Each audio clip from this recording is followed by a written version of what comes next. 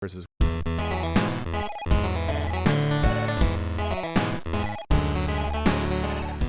Welcome to the Spawn Chunks, episode number 113 for Monday, November 2nd, 2020. My name is Jonny, but the internet knows me as Pixelriffs, and joining me, as always, is the GOAT, Joel Duggan. Hi, Joel.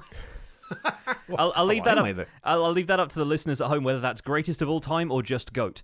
There we go. I have a beard now. It's not a goatee, so I'm all GOAT. I'm 100% GOAT. If you are interested in seeing goats in 4K, or talking about 4K, or potentially my plans for a new television and next-gen Xbox, then check out the Render Distance. It's the pre-show conversation that Jonny and I have every week. You can get the extended conversation by becoming a member at patreon.com/thespawnchunks. So normally this is where we log in and talk about the stuff that we've been up to in Minecraft. I really didn't get a chance to play much this weekend. The one little bit I did, I honestly spent like 90 minutes managing inventory because I'm trying to do these future big builds that are happening in the medieval realm on the Citadel, and I realized that when I went to go do something, I was out of everything. So right, yeah. I had to go refill the shulker boxes. I basically did a shopping trip, and that was the extent of my play. I haven't really had much of a chance. So what have you been up to in Minecraft? Oh, a couple of things. For a start, in Survival Guide news, I'm now up to 5,500 debris in my quest for the Netherite beacon, which leaves 404 not found. This was kind of my intention to begin with. I need 5,904 debris, as we've well documented at this point, to make a full beacon out of Netherite blocks. And I decided I was going to get the last 404 on one of my Tuesday streams, because we normally do resource gathering on Tuesdays on my Twitch channel. And so this Tuesday, the day after this podcast goes live, I will be gathering the last 404. I have sneakily actually got a little bit more from the last stream already, but I decided I wanted to just save that and then count it on Tuesday so we could keep the 404 not found joke alive for all of the nerds out there. But outside of that, some very, very exciting stuff happened on a bonus stream that happened this Saturday, where I may have been playing Minecraft Dungeons with one of the developers. Laura de Jonas, or de Lornas, I'm not sure how she pronounces the double L, is a senior game designer on Minecraft Dungeons, and she joined me for 90 minutes, which is very, very kind of her to spend more than an hour hanging out, and we chatted about her contributions to the game, implementing the new Apocalypse Plus update and the upcoming DLC, all while trying to beat some of the new trials in the Apocalypse Plus and Spooky Fall updates, where we had spooky trials added to the game. There is a VOD of that stream now up on my YouTube channel. It's still there on Twitch as a separate highlight as well, because I switched to playing Hades a little bit later on because it was Halloween. Felt like doing a couple of spookier themed games. And yeah, we had an absolute blast. It was lovely talking to Laura. I have a little bit more thoughts on Minecraft Dungeons, Spooky Fall Update, and Apocalypse Plus for later in the show, and that's probably going to be our main discussion. But that was a really great time, and if you enjoy Minecraft Dungeons, consider checking the VOD out. It will be linked in the show notes. Moving into the news, Minecraft Java Edition 1.116.4 has a release candidate number 1. The changes include adding options to hide matched names, and they fixed a bug. It was MC202614. The search function in social interaction screens only finds names that begin with the letters that you typed in. To quote the post from Minecraft.net, if no further critical issues are found, we expect this version to be the full release of 1.16.4 on Thursday. That would have been October 29th. As of this recording on November 2nd, there is not yet been a full release of 1.16.4. The Ask Mojang series on YouTube from Minecraft did an all about caves and cliffs episode. In this special edition of Ask Mojang, Adrian sits down with the Caves and Cliffs team to answer some community questions about the updated the update announced at Minecraft Live in October. It's about a 26-minute watch, but we're going to break down some of the highlights in just a few minutes here. Yes, I do want to quickly follow up on the 1.16.4 release. Adrian Ostergaard actually posted on October 29th saying, things have happened and we made the decision to hold the release of 1.16.4 until Monday, so that should be coming out later today as of this recording. Still, there wouldn't be any changes from 1.16.4 RC1 to the actual release. So it seems like all of that has gone ahead as planned. They just, for whatever reason, had a couple of hiccups with actually releasing the launcher version. But everything should be under control, hopefully. And it must be kind of difficult with them all having to work from home and everything, so coordinating the release may just have gone a little bit awry. But no worries. In other news, we have the Bedrock Edition beta actually getting some looks at 1.17 content, which is quite a surprise, but a welcome one. Goats and powdered snow were added into the Bedrock beta for 1.17. So goats can now be found spawning in the mountain biomes, and besides the occasional erratic jump, they also love to spontaneously ram any mountain hiker they get close to. They also ram animals, cows included, and yeah, a few other things besides. Powder snow is a porous block that ignores fall damage. Players will sink through powder snow, and it greatly limits player mobility. You can also walk through it at a slower pace, kind of similar to cobwebs, but maybe a little faster. Leather boots will allow players to walk on top of powder snow, and goats will actively try and avoid it, jumping over it where they can or walking around it. If you want instructions on how to access the Minecraft Bedrock beta, I think this is for Windows 10, Android, and maybe Xbox. You have to sign up through the Xbox Insider Hub, and that will give you access to the beta there. Instructions on how to do that are at the article at minecraft.net, which we have linked in the show notes. Last but not least, as we hinted in our in our intro here, the Minecraft Dungeons Spooky Fall event was live, and it actually expires tomorrow. So if you want to get a look at Minecraft Dungeons Spooky Fall and grab some of those exclusive items, it was running from October 26th to November 3rd, and there are limited time seasonal trials which reward you with themed items. There are, I think, 4 or 5 to collect in total. It's an armor, a weapon, a sort of melee weapon, a ranged weapon, and an artifact. So I guess that's 4. It also introduces the new Night Mode challenge mode, and here to stay is Apocalypse Plus difficulty, which is a brand new expansion to the game that adds a lot more additional difficulty levels. So when we talk about the Ask Mojang Caves and Cliffs update, which I think is really the best thing to elaborate on here from the news. Yeah. I mean, I found some value in it, obviously. Yeah. But there was kind of like this underlying feeling that I had when watching it. It was really great to have the developers elaborate, because sometimes a question would lead to them kind of like, and I don't mean this in a bad way, kind of babbling on a little bit. And it would be just like, oh, wow, okay, I didn't know that. Because it kind of like elaborating on what their thoughts are, especially if something wasn't done yet. They're like, oh, well, we might think about this or we might do that. And I thought that was pretty good. They also squashed some of the more direct questions that you and I probably already know the answer to, just because we have a good feeling about Minecraft. Like, you kind of know the kind of things that the developers are just like, yeah, that wouldn't be fun. We're not going to put that in the game, that kind of stuff. Mm-hmm.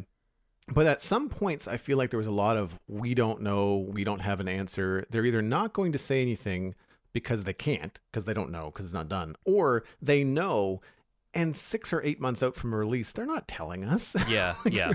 And it felt kind of strange. And I'm not saying that it's the devs. I'm just saying that the question selection was kind of odd, where you'd have some really good questions, and then you'd have some questions like, when is the exact release date? Like, they're not going to tell you that. Why are you even reading that on the YouTube video? So it was a bit of a slog for me to get through, and I feel like they could have had it in 2021 and had it be just a little bit more informative, and some of these other things, like some of these questions could have been like Twitter questions, like that could have been answered quite easily by like, we're not telling you that now, stay tuned, we said summer 2021. Like, that's all you're getting.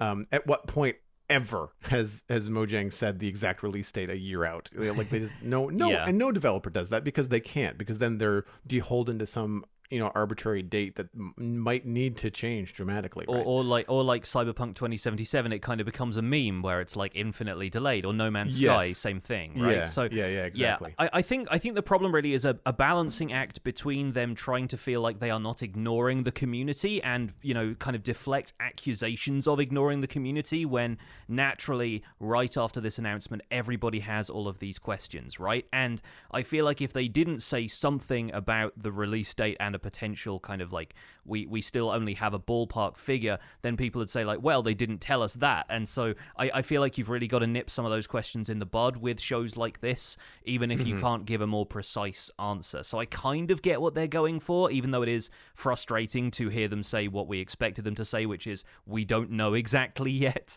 But we still got some really interesting and kind of notable answers. And I picked out a few timestamps of like specific places that I thought were interesting answers. In particular, about 7 minutes 20 in, Xylephian, who I believe is making his first appearance in a Mojang video, so awesome, and Ulraf confirmed that Caves and Cliffs is only going to focus on overworld terrain, because obviously the Nether and the End are both kind of separate dimensions, and while the Nether has had updates recently, the End is still lacking updates, and they sort of talked a little bit there about what updates could happen in the End, and they actually got quite excited about the idea and shared a little bit of the thought process behind that, of saying, well, the End has to kind of remain desolate. That's almost the character of the End right now, so we have to be very careful about what features we add and not just making it a sort of lush and tropical landscape almost, when part of the whole vibe of the End right now is that it's so empty. And so, yeah, they did confirm that it was only going to focus on overworld caves and overworld terrain rather than making any changes to the Nether in the End. Lady Agnes sort of dodged the question, but sort of gave us an answer about world height about 8 minutes 50 in. They said, she said they'd like to extend the world height because they want to fit in more of the cliffs and everything, but it is technically difficult. As we've kind of speculated on this show before, it could be a possibility, but it will mean rendering more terrain, increasing the chunk height kind of introduces a lot of performance problems, and they want to make sure everything is accessible to everybody. So they are looking into solutions to that. So they have not ruled out or said, no, we're not going to do a world height change, but they can't promise it will happen either. So we haven't got a confirmation on whether or not that's happening, but remember, they have about 9 months in which they aim to develop this update, so who knows what could happen between now and then.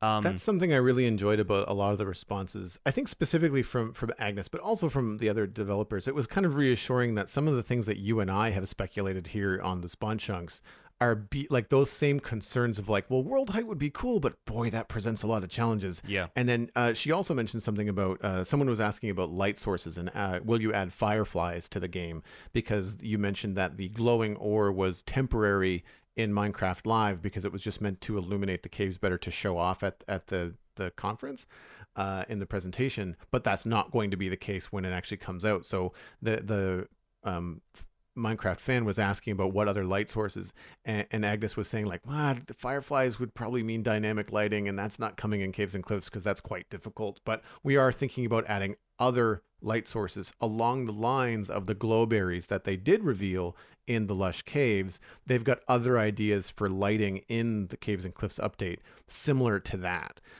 She didn't elaborate anything beyond that, just kind of like saying that there are other lights that we have in mind. And again, like having that technical concern, I remember us talking about that kind of thing, on the show, and it was really kind of cool with other developers as well to kind of hear like they're kind of in that same sort of mindset where they have the same sort of possibilities, but you and I kind of come to the same conclusion, like that's really cool, but woof, that would be really hard. Yeah, I think it's nice to have your suspicions confirmed in that sense, and also just to hear it from the developers themselves instead of having it all just left open to speculation is kind of nice, even if the answer itself is not a definite one. Moving on to about 15 minutes in, Alexander Ostman explains that goats will only headbutt you if you're standing still, and the way to avoid that is to move around them. I think a few people were worried that if they just encounter a herd of goats, then there's no chance that they're going to survive and just get headbutted off a mountain. But yeah, it seems like, and now we can play with goats as well. You get to see some examples of this behavior. I think it seems like the goat headbutting thing is also a little bit more it's a little bit more scarce. It's not like you don't encounter a goat and then it immediately attacks you the way hostile mobs do. It just seems to be like a more playful behavior that they have, and if you're constantly in motion, then potentially you're going to be able to avoid being headbutted. Although maybe if you stop to craft something, maybe a cheeky goat decides that you're an easy target. Right. Yeah. And they kind of line themselves up with you and then charge along a certain line, and then if you step out of the way of that, they'll continue charging past you, right? So there's ways of avoiding it. Kind of like a telegraph from like other video games, kind of like the boss fight stuff where like they stomp, and that after the stomp they charge in a certain direction or something like that, so you have to get out of the way. That makes a lot of sense. Given the amount of crossovers that I've seen in some of the YouTube content that I've been consuming, and how little Minecraft players stand still at any point, no matter what they're doing, I think a lot of people are going to find it quite easy to avoid goats. Yes, definitely. About 20 minutes 10 in, there is a bit more discussion about the ideas and challenges behind implementing bundles. And here I'll also give a quick shout out to something I'm sure will come back in a future episode. But Olraf did a stream with Cubfan, Azuma, Etho, and Echo Soldier talking about some of the announcements that had been made at the Caves and Cliffs sort of announcement at Minecraft Live, and getting their early thoughts on what they saw. And they had some really interesting discussion about the challenges behind bundles. I think Azuma came at it from the angle of this doesn't really solve all of our problems with inventory, and Olraf said, well, it's not meant to, it's meant to solve one specific problem. And there was a lot of interesting back and forth about the problems that there already are with inventory and how bundles are going to be one part of a larger kind of series of discussions and features that are going to, you know, move into the inventory management space in this game. Outside of that, about 21 minutes 15 in, King B-Dogs has lots of answers about the Warden, and in particular some stuff about what the Warden will drop, what exactly it is warding, like what is protecting down there. The answer really being kind of nothing, although I think they wanted to add a few loot chests to those caves that the Warden spawns in, and maybe the skulk blocks also being part of the prize of finding there and kind of sneaking around the Warden. I think you picked out a couple of other details of this that you found interesting, Joel. Yeah, and one of the great things that you can do, and I'm surprised I didn't know this, when you're trying to get through a long YouTube video quickly, if you click on the three dots next to the system underneath the video, you can actually get a transcript. Yes. And this has a really good transcript, so you can kind of like read through to the questions that you actually want to remember hearing or get to quickly. Yeah. And then kind of and you'll skip to the video if you click on the actual text, which is really cool. On videos that have subtitles, whether they're automatically generated or added in, you can open a transcript like that. It's very, very useful. Yeah, super cool. So anyway, the Warden currently does not drop anything, according to Brandon. That's King B-Dogs, right? Yeah. Would you like to... but he said that he would like to see it stay like that. He didn't say it was going to. He said that he thought it was a nice idea that it didn't drop anything because it decentivizes players from just simply killing it. Yeah, I think there was a brief discussion about maybe it drops a trophy item because it's quite hard to kill. Right. But then, it did seem like they wanted to encourage players to sneak around it instead of just killing it like you do with the other hostile mobs. Yeah, exactly. I kind of anticipate that will get some negative feedback. Not from me. I think that's neat. Yeah. Because I'm also not a big PvE guy. Like, I don't care. I'd rather just build stuff. Yeah. But I can see that a lot of the mentality around the general population of Minecraft players is like, what do I get? You know, it's because I'm the kind of person that feels bad killing that first cow in a new world, whereas other people are just like, look, cow, meat. Yeah. You know? Yeah. Despite the fact that I love hamburgers in real life. The other thing that they said just shortly thereafter was that there are definitely going to be lots of loot and lots of chests within the Deep Dark. That's a quote. So it's the Warden originally said that isn't protecting anything is actually, I would say, probably protecting nothing that it drops. But I think the area, the Deep Dark, is going to have a lot of stuff that you're interested in getting. And I think that it could be really...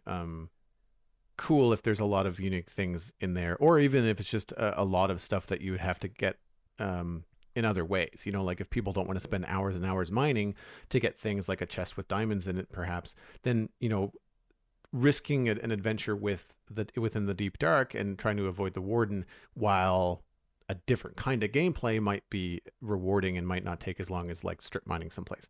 The thing that I thought was really interesting there is that we don't know, like, what if the Deep Dark happens to also coincide next to a geode or something? Like, it could be protecting a lot of things. If you know, if you have to go near the Deep Dark to get to a geode, then like you've got all kinds of reasons to go that way.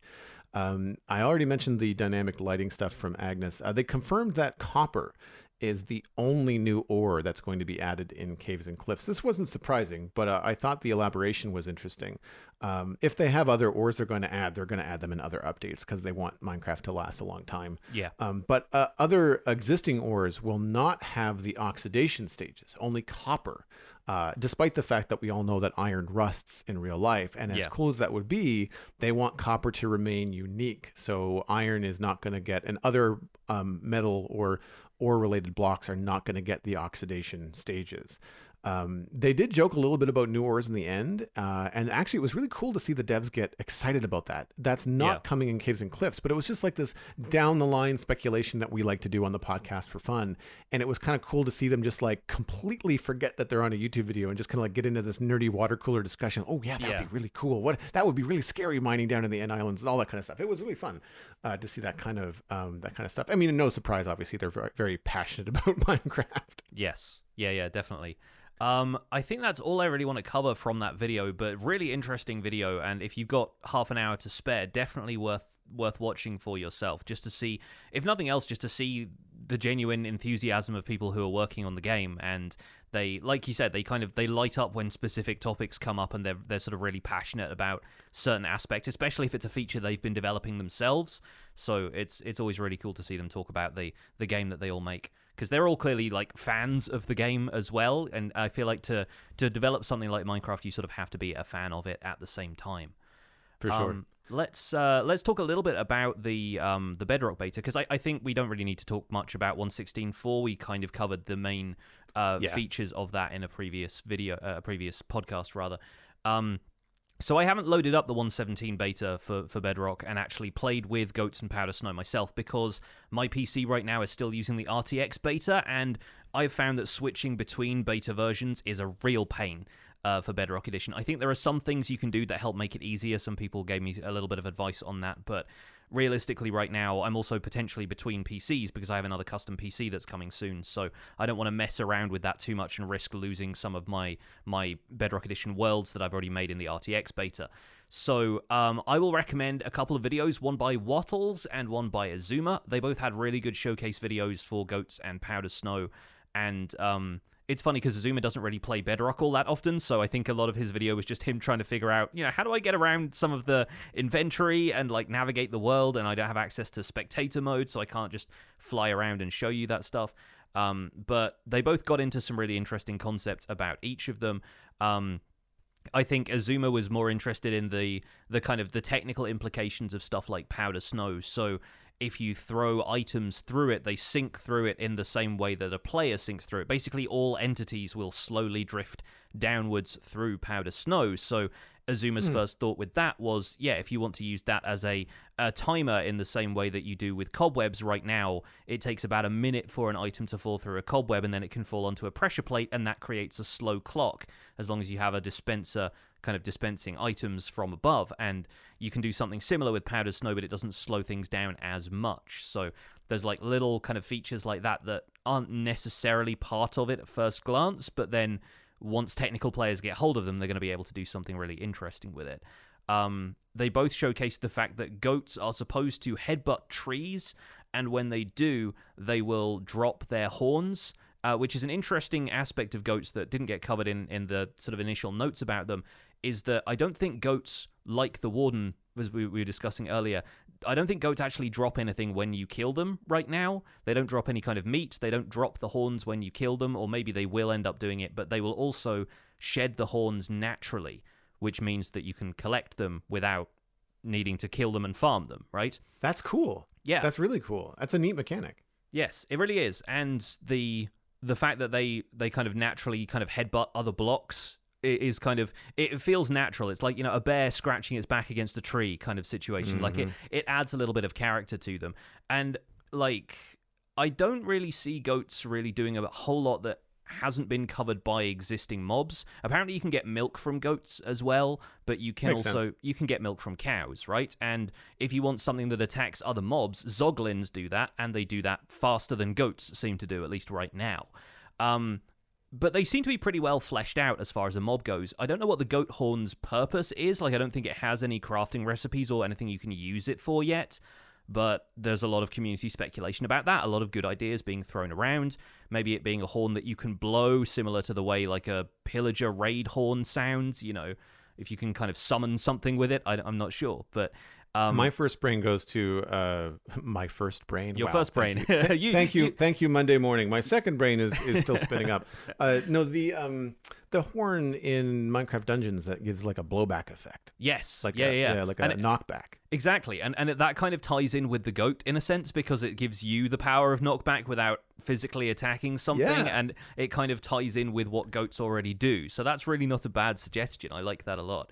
And plus, if it has that fun, like, deep Viking horn noise. Yeah, the kind of the bellowing kind of horn. Yeah, no, Yeah. totally. Yeah, I really like that as an idea, and so goats are kind of an interesting one in that if you find them in mountain regions, it's going to be a nice way to find milk if you want to get rid of bad omen or other potion effects. Like, that's potentially an upside to it if you can't find cows, but the goats are pretty much everywhere. Goats also, when you breed them together with wheat, they produce like a whole litter of kids. It's not just one animal the way it is with cows and sheep and so forth. It produces like 5 to 8 from what I've seen in Azuma's video. So yeah, that you get like a lot of them at once. And while that might be a little OP for farming if you farm them for meat, apparently you can't. Or if maybe they might end up dropping mutton because that's, similar to sheep and so forth. But yeah, really I don't see goats necessarily being used in the way we already use passive mobs, and that's a good thing because it means they add something different to the game.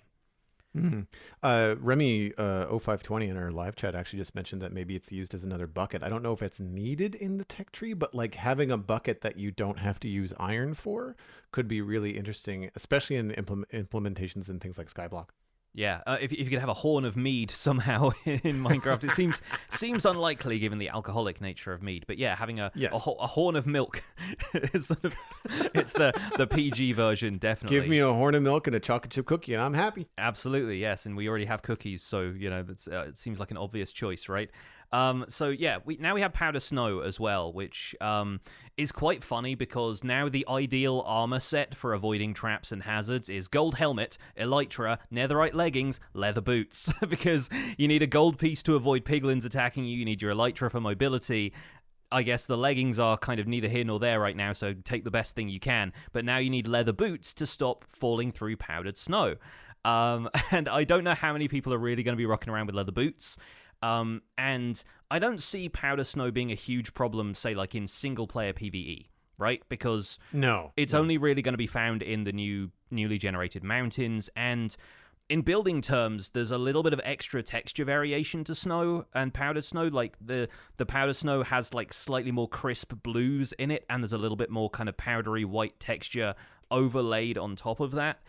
So it is possible to see the difference if you are being careful. If you're just running around, then yeah, you're probably going to miss a block here and there. But I think it's kind of nice that it has a little bit of texture variation that you can add to snowy areas, and except for the rare occasions where there might be a lava lake below it, you're probably not going to fall into anything too dangerous. The block doesn't suffocate you either. You can breathe just fine while you're in it. And part of the coolest part about it for me is that when you're inside powdered snow, it renders the interior texture of the block instead of completely blocking your view. It does look like you're looking at the cube from the inside. And it also comes up with this kind of icicle, frosty kind of vignette, almost like the frost that develops on the corners of windows in cold weather. Yeah, it adds this kind of surround to it that says, I'm in a snow block now. And so it prevents the player from being too disoriented by that, because once you see that vignette, you know what's going on. And I think that's actually pretty clever. Yeah, I would agree on that. The thing that I'm curious about is in the higher altitudes where you're going to find snowier, not snowier snow, it's a joke, powdered snow. Like, if snow then falls on top of it in normal snow layers, is it going to have the same texture as the snowier snow, or is it going to be camouflaged by being just the same as every other piece of snow? Yeah, that's a very good question. I would assume snow layers can form on top of it, at which point, yeah, it could be camouflaged and you might have to be more careful to not walk on snow layers. Yeah, so, and then it comes like, then that's a pain in the butt, because if you're texturing with it and if you want it to show and you're in a higher altitude, then you've got to try to figure out how to not have snow like cover it. I'm hoping that snow layers would have a different texture if they're on powdered snow. That would be my hope for that. I think the alternative is if the aesthetics are really that important to you, you spawn proof it with string, or you snow proof it rather with string, and that can have the same effect from a distance. And up close, obviously, you'll notice the string at that point, but it might blend in enough with the white textures around it that you don't have too much of a problem. So yeah, that's the Goats and Powder Snow update for Bedrock Beta. We are going to save discussion of Minecraft Dungeons Spooky Fall once again for our main discussion this week. How about we get into emails? Sure. First email comes in from Gundar H. Stryker, a landscape artist member in our Discord. Scaling up note blocks. Hi, Pix and Joel. I've recently seen a lot of incredibly large note block contraptions on Reddit and are able to play that are able to play a short tune that, while very neat to see and listen to, take up a few stadiums worth of blocks to build in a quote-unquote condensed state. With sound being a big focus of the Deep Dark, I have high hopes that Mojang will revisit note blocks and possibly make them easier to use, such as creating an interface that pops up when you click on the block.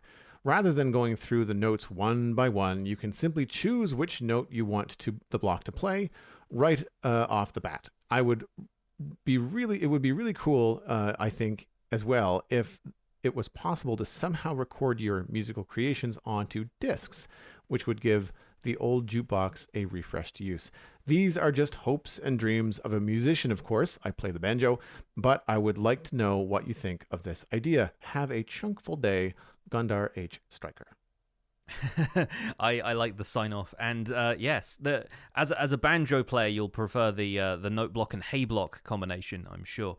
But yeah, I like the idea of them having a GUI, and it's kind of tricky, really, because I understand that they kind of want to avoid adding too many of these additional interfaces into Minecraft just to keep things a bit more tactile, but note blocks tend to feel a little bit too obtuse at times, not really knowing the full scale that you can apply to them unless you experiment with them a little bit more. And I think that's really the idea, is that a lot of note block stuff is supposed to come out of experimentation.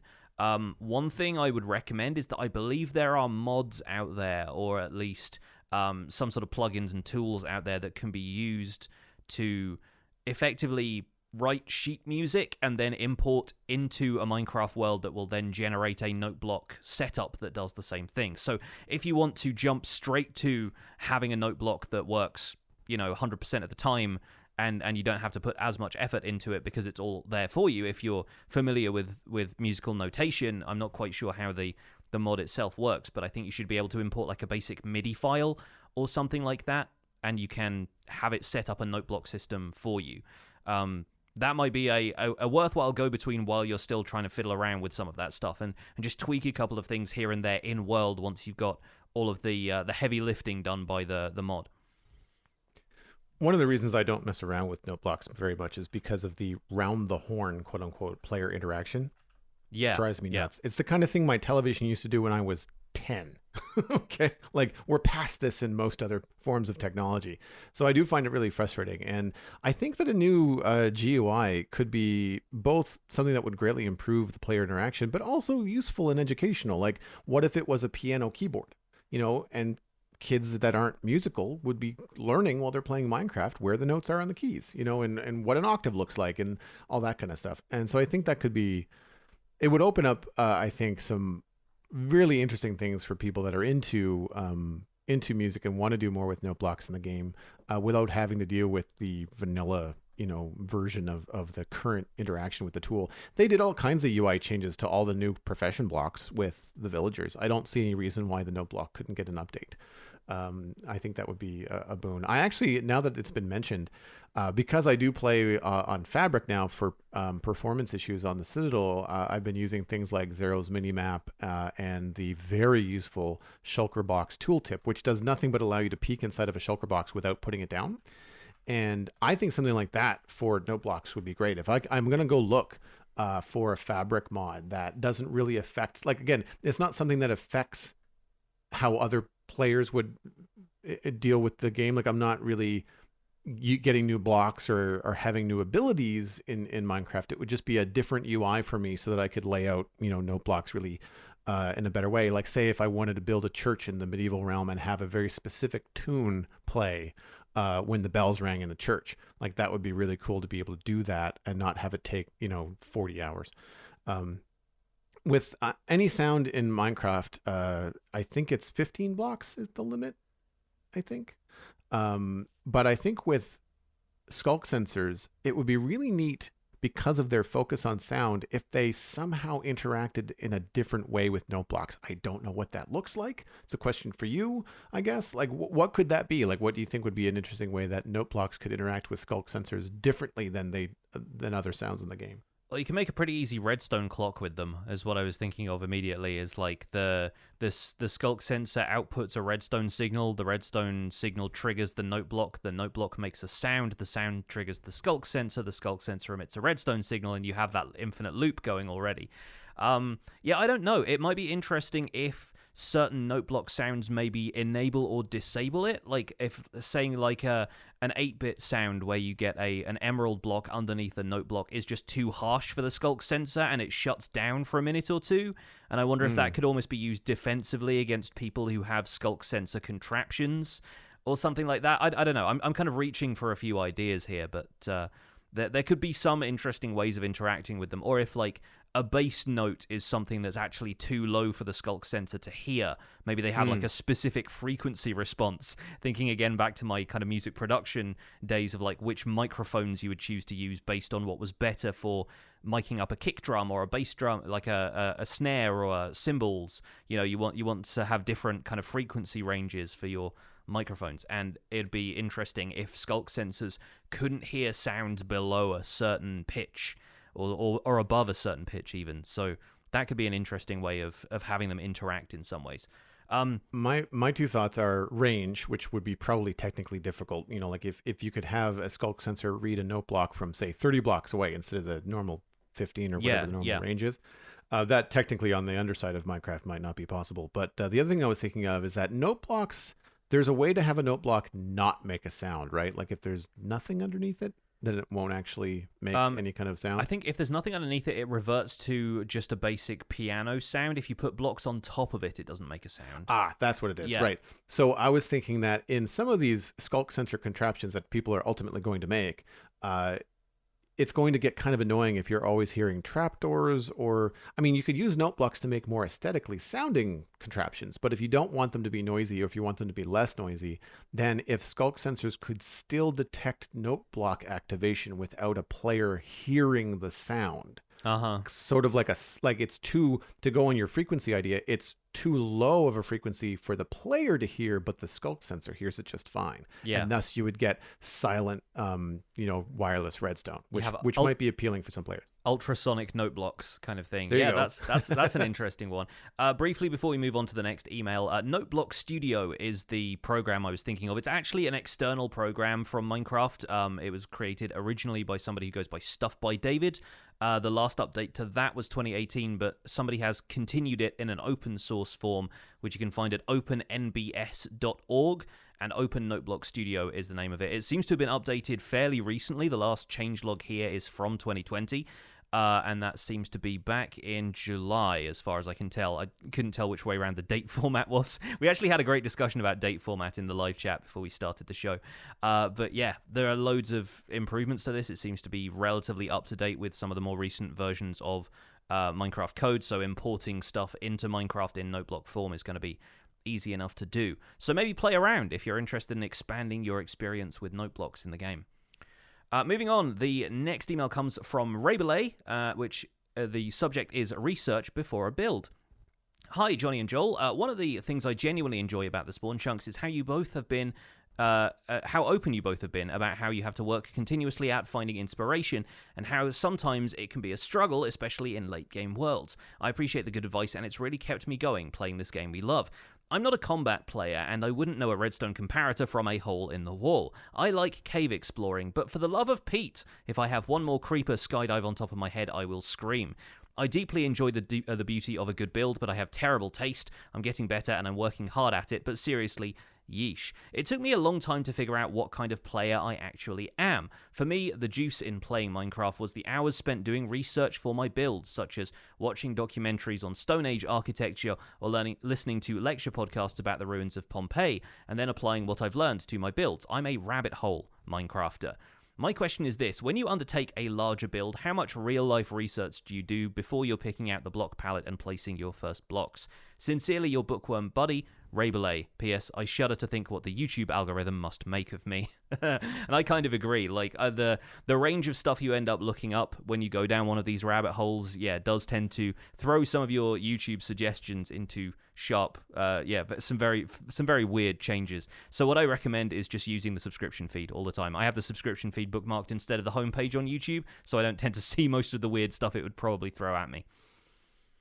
I've actually had some good recommendations on the algorithm from YouTube, and only because I usually watch YouTube on an app on my my tablet, so it defaults open to the home page. There's nothing I could do about that. Yeah, sure. But sometimes, well, that's how I found some of the more interesting reviews of the Quest 2 that I've been looking at. They just kind of popped up. I would have not seen them otherwise. This is actually where I am at right now on the Citadel. Logging in this weekend, I ended up doing some inventory work and some more pathing, even though I was not in the mood to plan out more roads, having done it for the last few weeks. Because when I went to try and figure out where the road is going, I was quickly met with the realization, I've done no research. I know what I want to do, but I've not looked up any visual reference.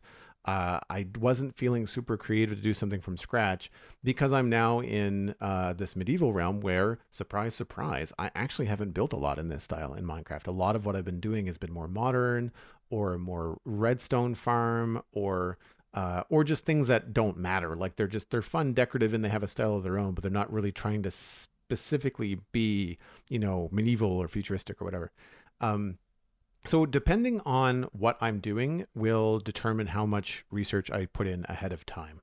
If it's a farmhouse or like an apartment in a modern city, I've seen enough of those in my actual life that I can kind of go from the hip on those. I'm not too worried about it. I can just maybe, do a little bit of planning in the game before I get into a big build. You might do the same thing, PixelRes, where, you lay out a couple of quick walls and like cobblestone or something like that, perfectly aware that you might have to move them later, Yeah.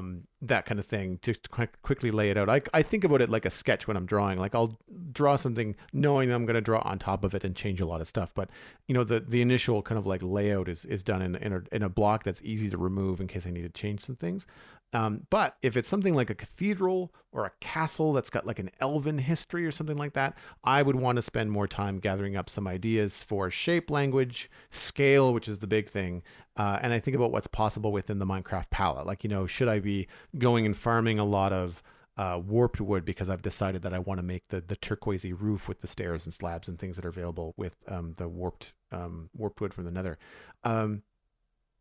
When it comes to searching out things, I generally look for the type of architecture that you're interested in recreating, if it is architecture, or landscapes, if that's a thing.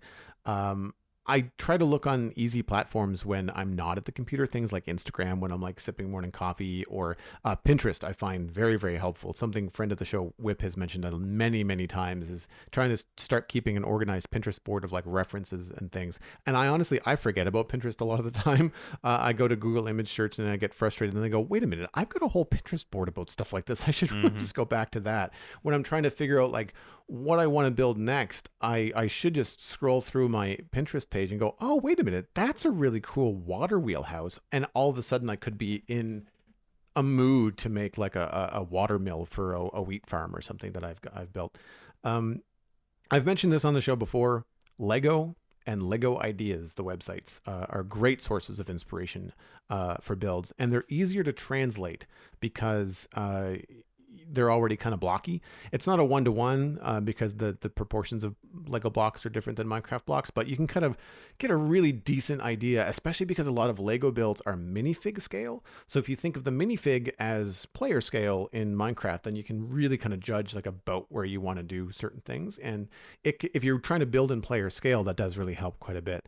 I tend not to look up specific Minecraft builds. Like I don't go looking through, say, like mythical sausage builds on Instagram if I'm trying to find inspiration, because I will end up more than likely lifting, Yeah. either on purpose or accidentally, some things that I don't want to do it, because some of my enjoyment of Minecraft is figuring out how to take like a concept painting from some like video games or a movie and translate that into Minecraft. That's part of the fun for me. Um, but if I do get really stuck, especially when it's scale, which I mentioned earlier, because I don't have a lot of time to play Minecraft, I don't want to get 30 hours into something and realizing that I've made the wrong scale, and then Yeah. I either have to accept it and be grumpy, or I have to start over. And I'd rather look up a couple of things, like, maybe revisit, Vastin, and, take a look at some of Fixit's builds and see how he built those cathedrals. How wide were the doors? How big was that big stained glass window? Just to kind of give myself a bit of a hint, just so I'm not so far off base that I can't make it work in the long run. But that's kind of where I go when it comes to research. It really depends on how much I get into, and I happen to be an artist, so I can also get into some concept art. I've done a couple of streams before where I've been actually doing some painting that'll eventually be Minecraft builds. I just needed to flesh it out in my brain first, and so that's an advantage that I have. But most of the time, I'd say it's not a ton, but I definitely want to do some research, especially if it's something that I'm not familiar with. Yeah. I like to do like more like research to get a vibe of something rather than individual structures. Like if I'm working on something that's like a modern city, then I'll look up modern city buildings, not necessarily to get an idea of like, okay, I want to translate that directly into Minecraft, or I want to kind of copy the foundation of these buildings, look into kind of blueprints and stuff like that. It's more just about the general atmosphere of something, because I find that especially when you're working on a smaller scale, like you were saying, Joel, it's so difficult to translate things one for one. Like as soon as the real world has, fine detail down to the blade of grass, then you kind of lose perspective on how you can translate that into Minecraft, where everything is a meter by meter block. So you end up finding, single structures usually have to be quite large, because then, like you said, yeah, you're looking at shape, you're looking at scale, and you don't need to worry too much about whether it's going to fit into the small niche you have carved out in your medieval village to do a build as detailed as all that, right? So, yeah, I tend to look for general atmosphere kind of inspiration, looking for concept art for fantasy stuff. You're looking at how towns are composed, and more often than not, those things fill in for me, not the structures themselves, but the spaces in between. Because looking at building a medieval town on a flat plain, I pretty soon realized that all of the medieval concept art I was seeing had bridges and stuff connecting houses and archways that went under stuff, and otherwise I would have just ended up building a row of houses on a flat landscape, and it really wouldn't have felt as dynamic and lived in as a city that had a little bit more infrastructure and more winding pathways and stuff that went under and over things. And I think that's what looking up stuff online really helps me with, is getting a feel for the overall shape of an area, if not the individual buildings in themselves. And I'm quite prideful and stubborn when it comes to that stuff, especially, and I like a lot of the effort to have come from my own creative brain. And since I'm not a traditional artist like Joel is, I tend to struggle with that side of things a little bit more, but that's also what gives me the most satisfaction at the end of the day. If I've come up with something from my own brain that was an artistic effort I couldn't have conceived of in any other medium, then that's what makes me really happy to be playing Minecraft. And that's part of the satisfaction too. It's like finishing a jigsaw puzzle, Exactly, or yeah. solving a maze. Yeah, like you've got challenges in the block palettes and the colors, and trying to figure out how to make it work on a specific scale. And I think it's a really good point too about puzzling through stuff when you're in the game. And that is, when you're playing, you're also moving around in the world. And if you start to realize, man, this is a real pain in the butt to get from here to there. Wait a minute, I should just connect these with a walkway or a pedway or a door or alley or something. And that just adds more breathability and life to the build from a player perspective. That's what I'm trying to do with the medieval areas, that I'm trying not to think about it from like way up above so much as I'm thinking about it like, what does it look and feel like when I'm on the ground, and trying to gauge, the path of the player's eye and stuff like that. Yeah, when you're looking at perspective down a street, what do you see at the end of the street is kind of an important concept. And using negative space, so you walk past an alleyway that could just be a space between two buildings, but if you walk further down, then there is like a little courtyard, and there's lots of different houses branching off that, and some of them are different different heights, and maybe there's a gate that leads through to somewhere else, and like those are the rabbit holes I go down. It's not so much research in terms of outside of Minecraft. It's what can I do in Minecraft that leads you off down an undiscovered path. So yeah, that's the way I approach it. But everyone is different. Everybody has a different approach to Minecraft, and that's one of the things that makes this such a great game to discuss every week. For this week's discussion topic, though, we want to talk about Minecraft Dungeons, and I'm going to give a little report on the Spooky Fall event, because, Joel, I don't think you've really dipped back into Minecraft Dungeons since, right? No, I haven't, and it's not that I don't want to. It's a matter of time versus ability. Yeah. So Minecraft Dungeons is really hard now, is the way I want to start this. It's not going to be hard for people who are still playing through default and adventure difficulty, which is the first difficulty that you get to have, and you don't get to access adventure difficulty until you've beaten default, and then after you've beaten adventure difficulty, you get to access apocalypse difficulty, which in itself, as you're playing through the main game, is not super difficult, right? But now they've added Apocalypse Plus, and the Spooky Trials are kind of an extension of that. It also bleeds into daily trials a little bit as well. And I'll preface this by saying that obviously my playstyle is not the way everyone plays. I started the character that I think of as my main character, avoiding using any weapons whatsoever. This was the Bare Fist Steve playthrough, where I tried to beat the default game without weapons. Since then, I've started moving on to using monk-inspired weapons. Basically, if the monk D&D class was in Minecraft Dungeons, so using martial arts-inspired weapons like the gauntlets and the battle staff, avoiding ranged weapons where I can, and trying to make it through like a kung fu master, basically. Nice. And that managed to get me through the entirety of Apocalypse difficulty as it existed before. However, Apocalypse Plus is on a whole new level, and Lara de Jonas was kind enough to spend some time with me kind of talking about night mode, which is something that was added with the Spooky Trials and Apocalypse Plus.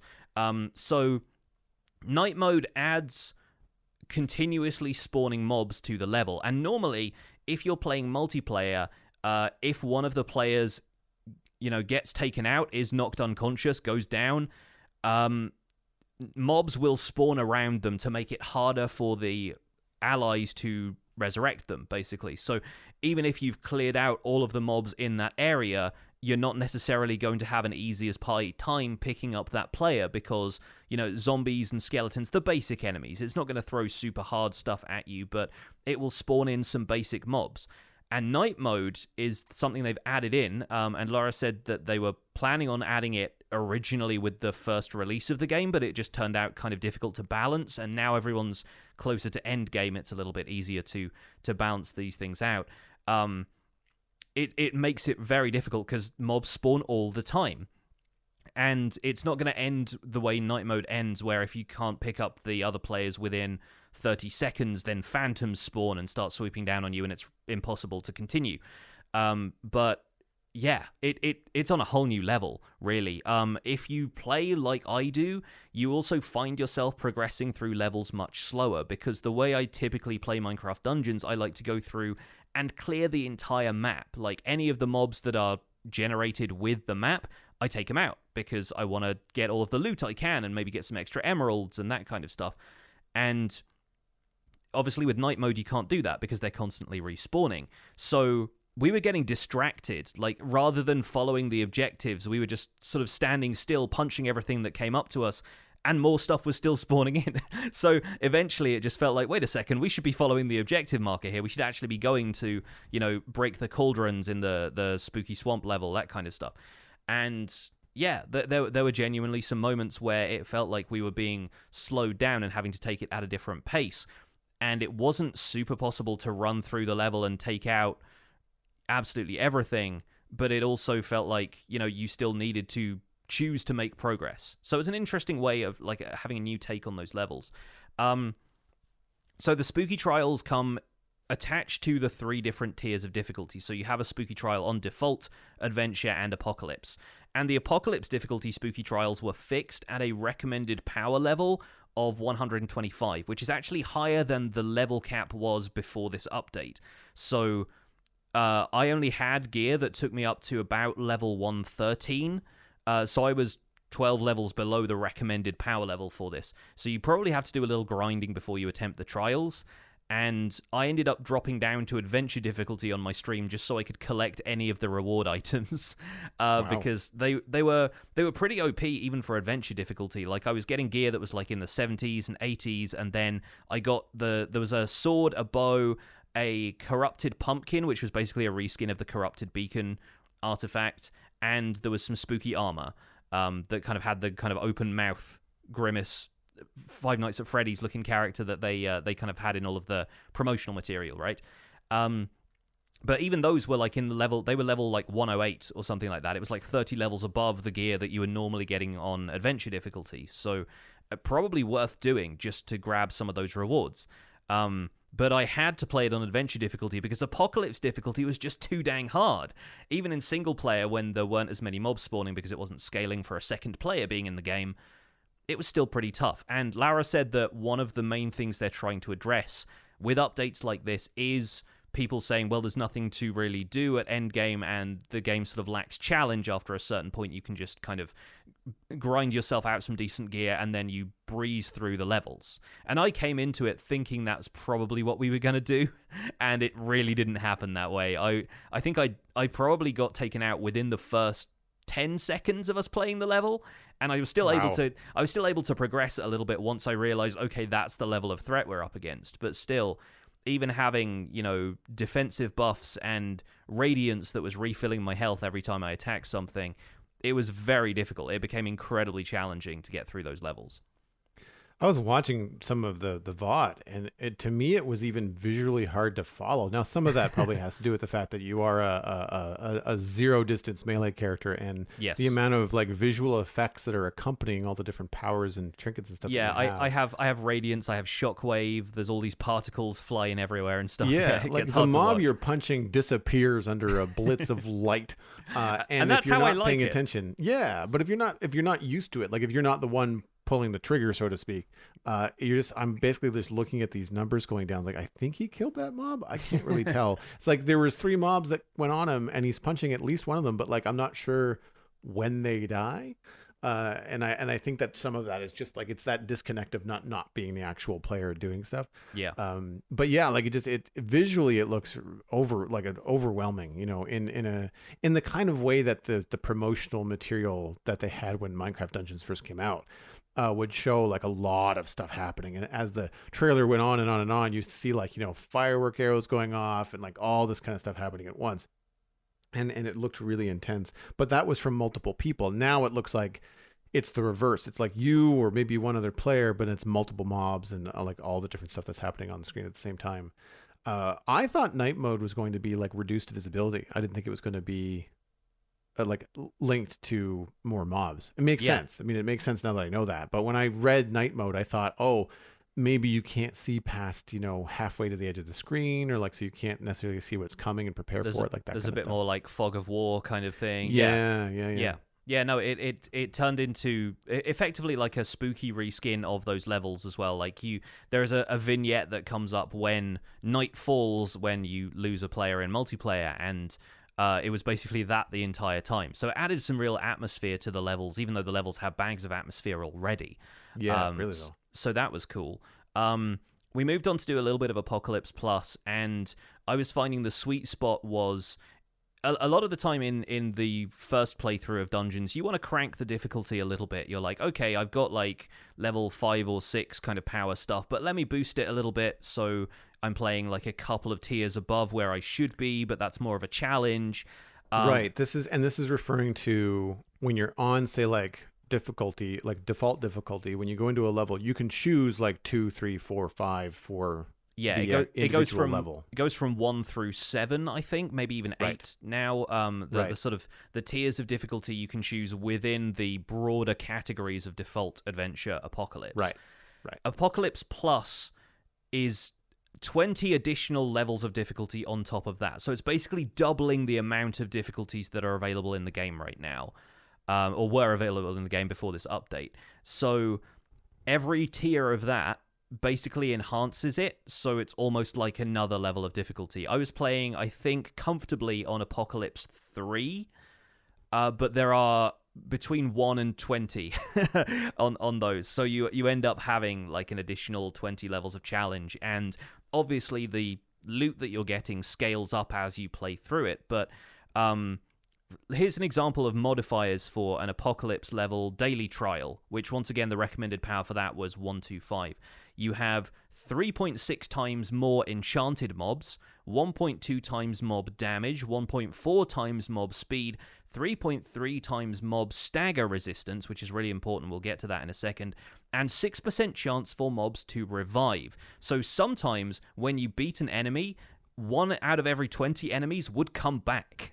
They would just respawn and be there without night mode even being in the picture, right?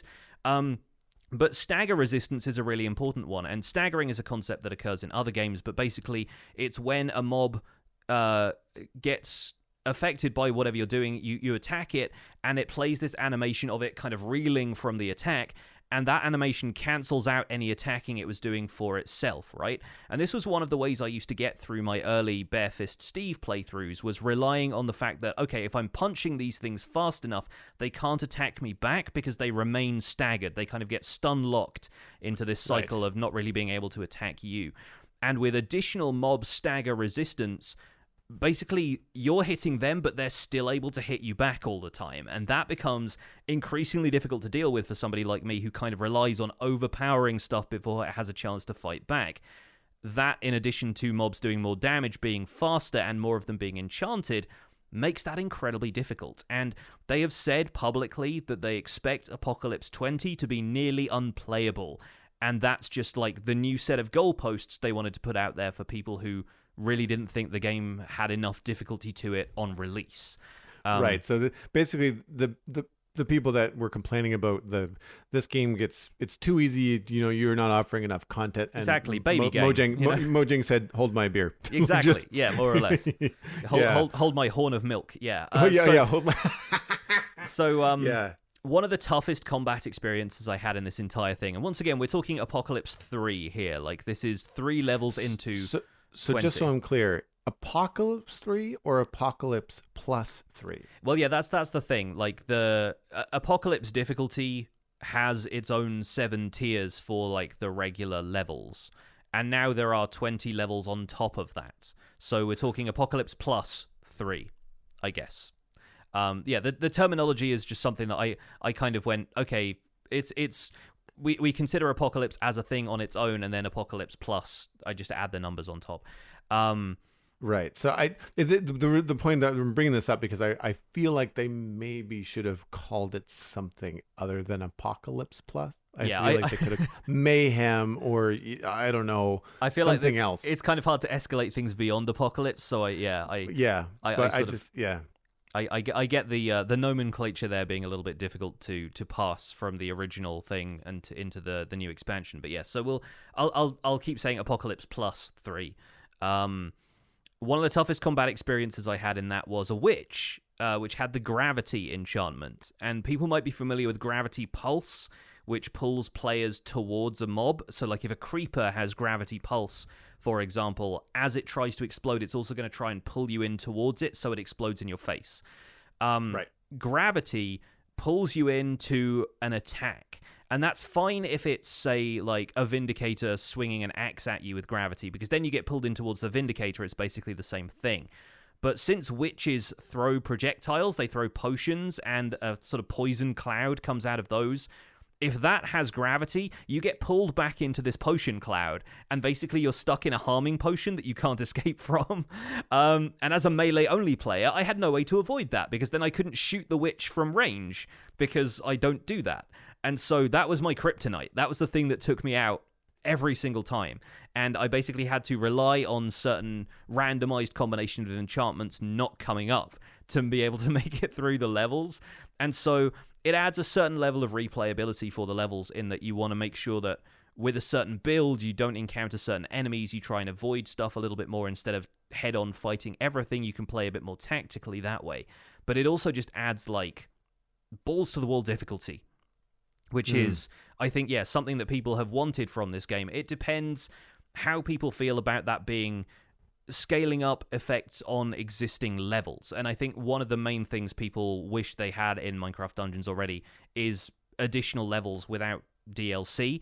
But if you look at the base game right now, if you look at like the extra bonus levels they've added on, I think there are about 16 levels available to play before you even get into the DLC.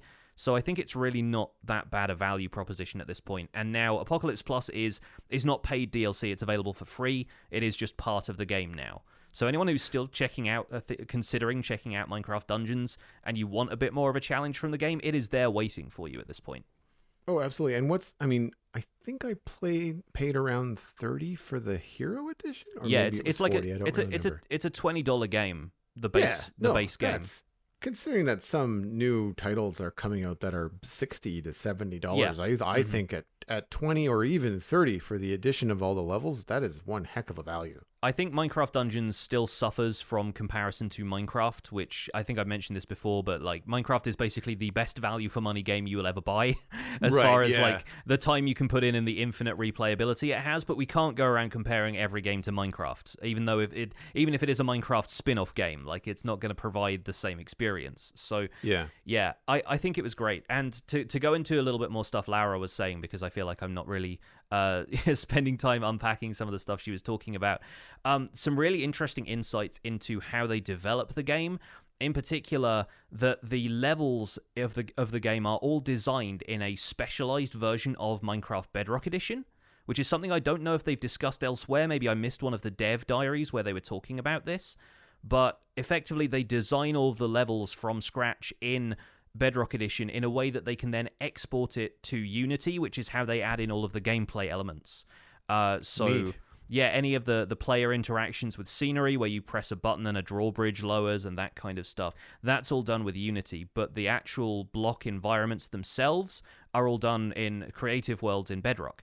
And she said that they work really closely with the vanilla Minecraft team, and they actually all play on internal Minecraft servers at the office or from home now, but they all have access to the same sort of Mojang specific servers, and the Dungeons team has their area and the vanilla Minecraft team has their area, and they all kind of collaborate on stuff. But they've actually been designing these levels in Minecraft the entire time, so they never really lose sight of what the base game looks like, but then they can add in newer elements like the plants that aren't necessarily conforming to specific block models, and some of the decorations and stuff like that can get added in as separate assets later, but the baseline is Minecraft Bedrock Edition, which is super cool.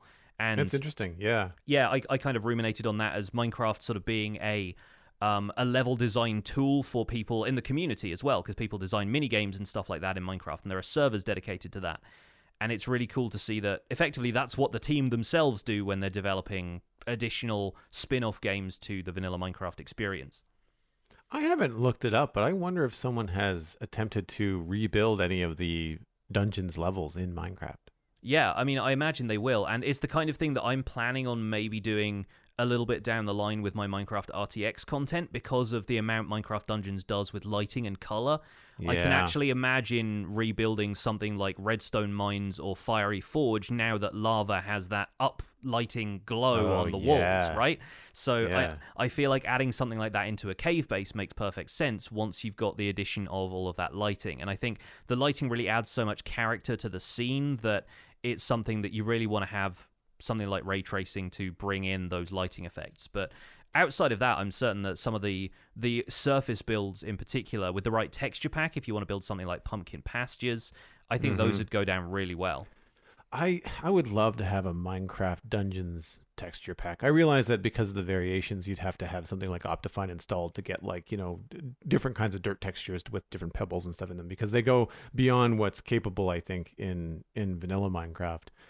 In obviously in Minecraft Dungeons, but there's definitely some slightly different textures. I know a lot of it has to do with the rendering, but there's still some textures that I think would be an interesting look for Minecraft as an experiment.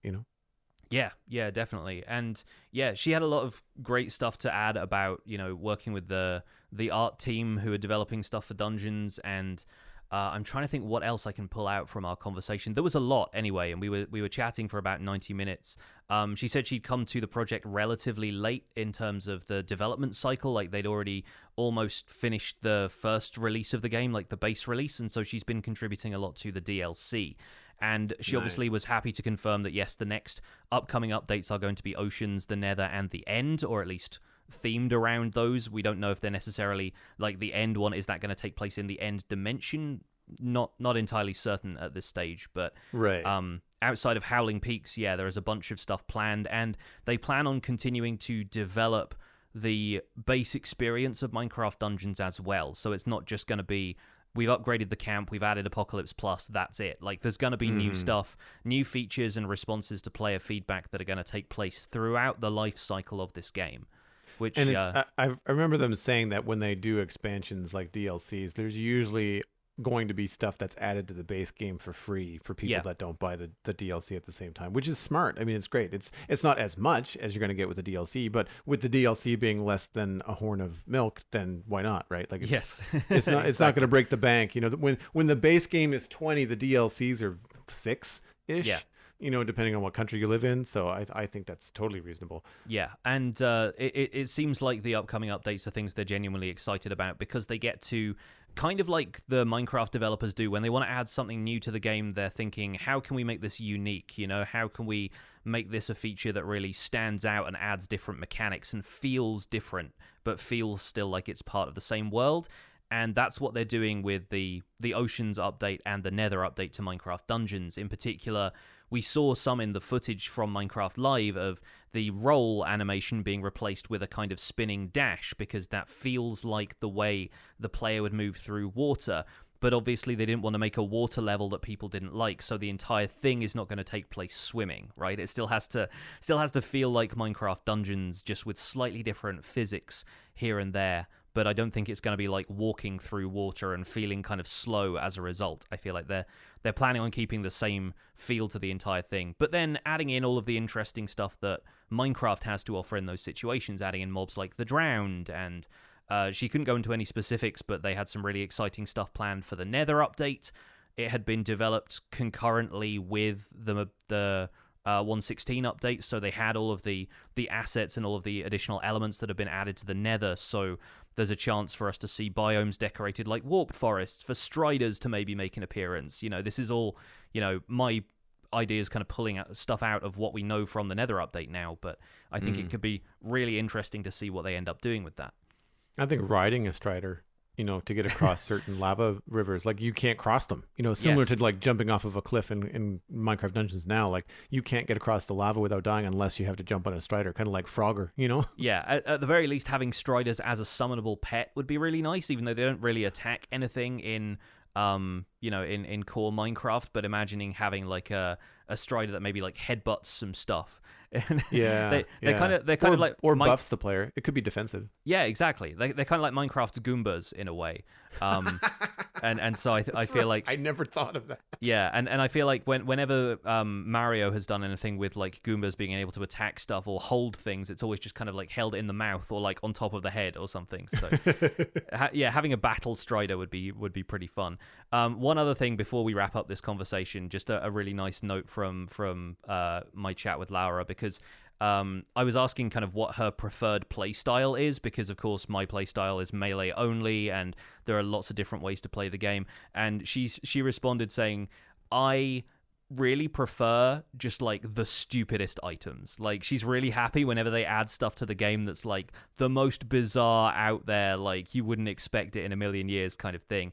The example she gave was enchanted grass, which is a new accessory, like a new artifact that they've given for beating the secret level, which lets you summon one of 3 different sheep at random, and it adds an attack, defense, or I think speed aura to your character. And you don't know which sheep you're going to get, but like enchanted grass just seems like such a weird concept that it really appealed to her. So I really like that approach of just picking the wackiest stuff Minecraft Dungeons has to offer, and that's what you end up playing with, because sometimes those things turn out to be the best weapons. I had a bow like that. I think it was either on our combo playthrough or maybe another time. But basically, whenever I shot the bow, it made some really weird, like, sproing thing, and the Yes. arrow Yeah, made like yeah. a weird, like, spiral animation, and it was just it did just as much damage as anything else. I was like, well, I'm going to use this because it's more fun. Yes, I think it's called the Pink Scoundrel or something as well. Something It's, like that. Yeah, it they've was all bright got pink names. too. They've all got names like that. It's super great. Well, folks, we'd love to hear from you, of course, if you've been playing the Minecraft Dungeons Spooky Fall update and what you think of that and Apocalypse Plus or any of the other stuff we've talked about on today's show. But that's going to be it for another episode of The Spawn Chunks. You can find more information about the show and links to some of the stuff we've talked about today at thespawnchunks.com. The music for the show was composed by me, and The Spawn Chunks is proud as ever to be a listener-supported podcast. If you get some value out of the show, why not consider putting some value back in? You can visit patreon.com/thespawnchunks to join our community, where pledging at any level gets you an invite to our patrons-only Discord chat and gets us closer to our upcoming milestone goals of having a monthly Minecraft audio hangout in Discord where we just chat with our patrons about what they've been doing in Minecraft lately. We currently have 213 patrons, which is down from last week as Patreon does its monthly shuffle. But special thanks should go out to our content engineers, General Patton 82, Greener Canuck, JD Williamson, and Yitz for your support on this episode. In case we didn't mention it before, you can email the show at spawnchunkmail@gmail.com. And of course, spread the word by sharing the podcast with your friends. It's the easiest way to support the show. You can find us at the Spawn Chunks on Twitter and Instagram, but personal recommendations are by far the best way to support the podcast. Just poke a friend in the arm from a safe distance and tell them about the Spawn Chunks and where they can go to listen. Where is that, you might ask? You can subscribe for free on iTunes, Google Podcasts, Spotify, YouTube, really wherever you get your podcasts. The RSS feed is linked on the SpawnChunks.com, and the patron-only RSS feed is on the Patreon page. That is where you can listen to the render distance, the extended version of the podcast. My name is Johnny, but online I go by Pixel Riffs. You can find most of what I do at youtube.com/pixelriffs, where I attempt to make sense of this crazy and wonderful game in a series called the Minecraft Survival Guide. I also stream 3 days a week on Twitch. Reminder that tomorrow, Tuesday, November 3rd, I will be finishing, hopefully, gathering enough ancient debris to build a full netherite beacon in the Survival Guide world. I'm also the voice of the unofficial Hermitcraft recap, which you can find through a quick YouTube search. And aside from that, I'm at Pixel Riffs on both Twitter and Instagram. Joel, where can people find you online? Everything I do online, including my illustration and design portfolio, is at joelduggan.com. If you're interested in hiring me, just drop me a line through the site. The Citadel Cafe is a podcast I do about sci-fi and fantasy entertainment. That's at thecitadelcafe.com. Ryan Murphy joined me last week. We talked about all of the details of Xbox Series X, PlayStation 5, and the coming titles for next-gen consoles. So if you're on the fence about that kind of stuff, check out thecitadelcafe.com. And of course, you can follow me at Joel Duggan on social media and twitch.tv/Joel Duggan, where I am playing Minecraft and Borderlands 3 at the moment. Thanks for visiting the Spawn Chunks. The world outside is infinite and is still a little spooky.